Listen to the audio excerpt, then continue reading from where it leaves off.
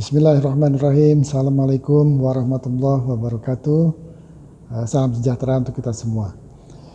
Pada sesi ke-6 dari mata ajaran manajemen risiko di bidang ketiga ini, saya akan mencoba untuk memaparkan masih dalam tahapan analisis risiko tentang dua hal yang sangat juga penting di dalam menentukan level of risk nantinya.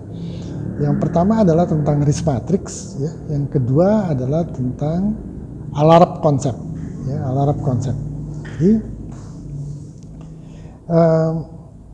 yang pertama tentang risk matrix, ya, sebagaimana juga pernah saya kemukakan di sesi-sesi berikutnya, di dalam implementasinya tentang risk matrix ini ada beberapa hal yang perlu kita pahami. Yang pertama tentang kaidah-kaidah standar daripada sebuah risk matrix. Nah, risk matrix yang bagus itu adalah yang memenuhi kaidah tentang normal distribution of statistical data. Ya, normal distribution of statistical data. Jadi kaidah tentang distribusi normal data statistik, ya.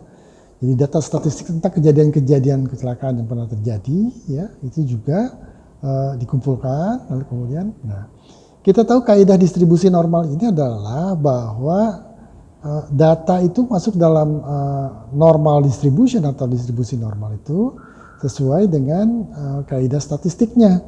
90% masuk di dalam normal distribution dan kemudian 5% sebelah kanan itu masuk di dalam yang ekstrim kanan.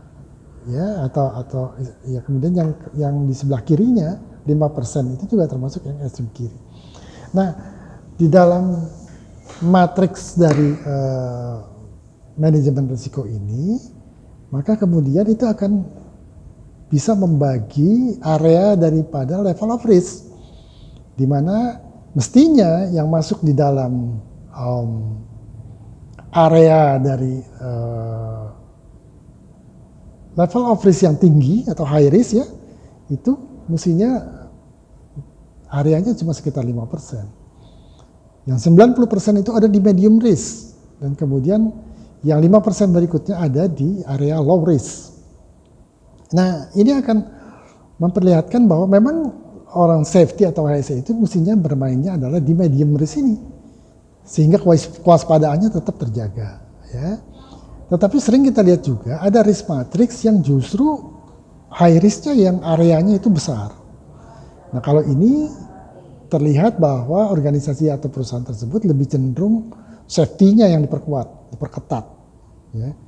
Nah, ini akan membawa konsekuensi nanti bahwa operasi akan sedikit terhambat pastinya. Nah, kemudian ada juga yang area low-nya yang tinggi. Nah, kalau area low-nya yang tinggi, maka ini biasanya faktor safety-nya itu akan lebih direduksi, gitu ya. Nah, kalau ini maka kemudian akan banyak bisa terjadi kecelakaan-kecelakaan karena resikonya akan semakin tinggi. Karena low-nya yang banyak, ya. Oleh karena itu tarik-menarik kepentingan antara operasi dengan safety ini harus bisa di dalam level yang medium risk ini. Nah, ketika melakukan implementasi daripada risk matrix ini, hati-hati. Buat perusahaan-perusahaan yang baru memulai pengoperasiannya, itu kalau dia menggunakan langsung, kadang-kadang untuk gengsinya langsung menggunakan risk matrix yang standar internasional, sesuai ISO, sesuai OGP kalau di oil and gas, gitu ya. Nah, atau HSE UK dan lain-lainnya, standar internasional itu akan menghambat mereka karena standarnya terlalu tinggi karena dia baru mulai. Tetapi memang mungkin secara gengsi dia bisa bilang bahwa risk matrix yang saya gunakan adalah standar internasional, ISO misalnya. Ada juga perusahaan-perusahaan yang memang membuat risk matrix sendiri sesuai dengan kondisi yang ada di perusahaannya. Itu juga hati-hati karena nanti akan banyak juga trikinya yang kemudian seperti resiko-resiko itu seperti memasukkan debu ke dalam karpet, gitu ya. Ini hati-hati.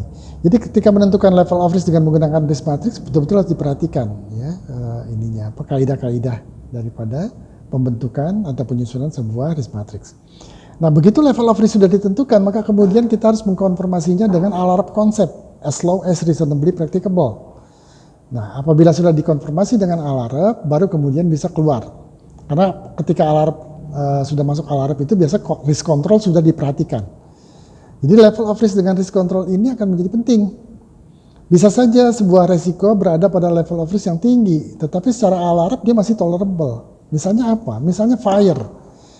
Fire yang ada untuk gedung-gedung perkantoran biasa, yang biasanya terjadi fire-nya karena faktor electricity, short circuit, korsleting listrik, gitu ya. Nah, biasanya fire yang di sini itu adalah memang konsekuensinya tinggi.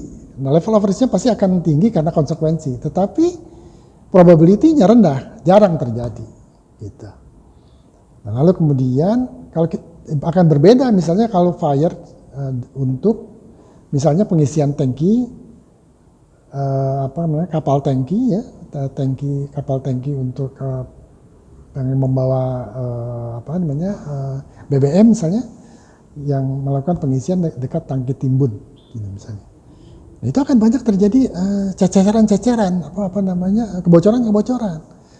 Jadi frekuensi untuk probabilities untuk terjadinya fire itu tinggi dan juga konsekuensinya tinggi.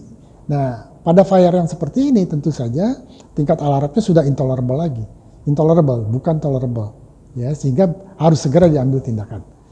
Nah, inilah di dalam fase dari analisis risiko yang perlu kita perhatikan juga adalah tentang risk matrix dan juga alarm konsep. Ya.